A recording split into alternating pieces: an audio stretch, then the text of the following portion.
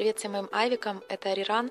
У нас с вами сегодня очень непростое видео. К юбилею нашего канала на 200 тысяч, который мы не так давно с вами отпраздновали, я получила вот такой загадочный подарок. Видеокнигу, созданную Мирославой Глумовой. Воплотить некоторые иллюстрации Мирославе помогли Полина Малая, Мария Санду, Левиза Нафеева и Роза Ибраева. Кажется, сейчас, когда я уехала на несколько дней, самое время услышать эту историю всем вам, чтобы у вас было больше времени хорошенько во всем разобраться.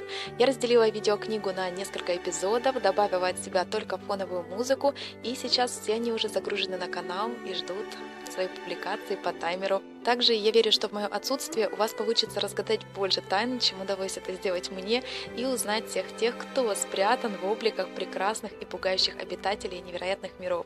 А главное понять, что нас всех связывает в этой чарующей вселенной.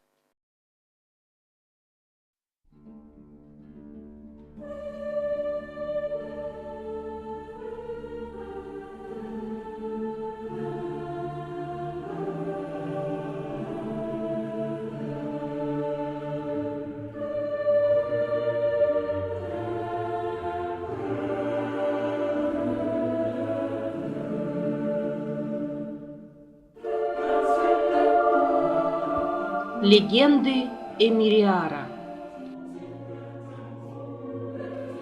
Легенда первая. Создатели миров.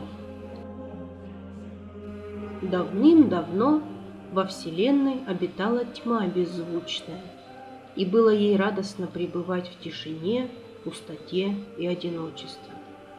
Она оставалась безмятежной, скользила меж звезд дивных и наслаждалась их светом холодным. Но однажды появились гости незваные, жгучее солнце и поющая луна. Были они братом и сестрой, жизнь им дала сама Вселенная. Брат мог создавать миры невиданные, наполнял их водами бурными, континентами огромными и ветрами беспокойными. Сила его сестры была еще удивительнее. Песнями и светом своего сердца она вдыхала в созданные миры жизнь.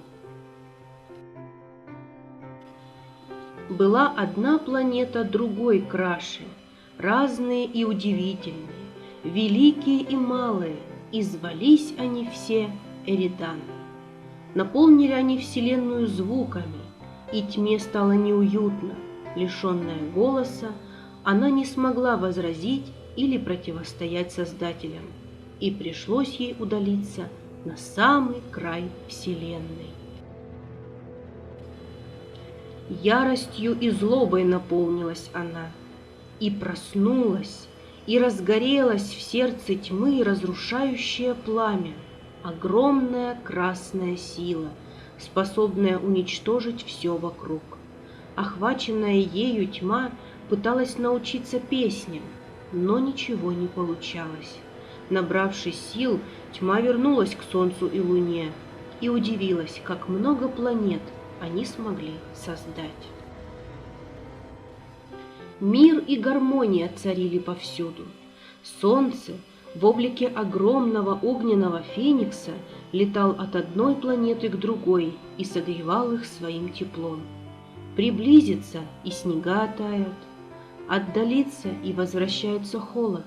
Обитатели планет радостно приветствовали его. «Славься, славься, Мальнеп, огнеперая птица!» Луна же, обернувшись золотохвостым павлином, приносила возрождение и цветение. С ней возвращались надежда и любовь. Нежными песнями приветствовали и прославляли ее. Да здравствует и Нарине, дарующая счастье. Приход богини Луны предвещал скворец, созданный из чистого белого света, драгоценный, любимейший вестник Инарине, священная райская птица. Он летал высоко в облаках, взмахнет крыльями, и ночь озаряется, снова взмахнет, и в душе царит радость. Увидела все это тьма, разозлилась еще сильнее, Ярче и страшнее стало разрушительное пламя, объявшее ее. Страстно пожелала она разрушить воцарившийся мир и вернуть свою бесценную тишину. Обернувшись черным вороном, полетела она навстречу солнцу и луне. Не услышали брат и сестра ни просьбы, ни мольбы безголосого ворона, и тогда попытался он запеть, но раздался лишь пронзительный свист. Вздрогнула Инарини и поняла, насколько страшен и разрушителен этот звук. Призвала она брата и умоляла защитить ее сердце и жизнь, которая процветала повсюду. Почувствовал ворон, какой силой обладает, и засвистел еще громче, еще сильнее. Одна за другой планеты взрывались, превращаясь в пыль, а жизнь на них гибла. Возгордился ворон своим могуществом.